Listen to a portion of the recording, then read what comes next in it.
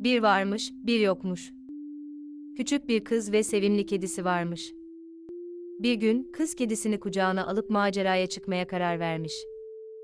Birlikte yeşil bir ormana girmişler. Ağaçlar arasında yürürken gizemli bir şey keşfetmişler. Ormanın derinliklerinde renkli, büyülü bir ev görmüşler. Merakla yaklaşmışlar. Cesaretle kapıyı açıp içeri girmişler. İçeride sürpriz bir dünya onları bekliyormuş. Ev oyuncaklarla doluymuş. Ayıcıklar, bebekler, renkli bloklar. Her yerde oyuncak varmış. Kız ve kedisi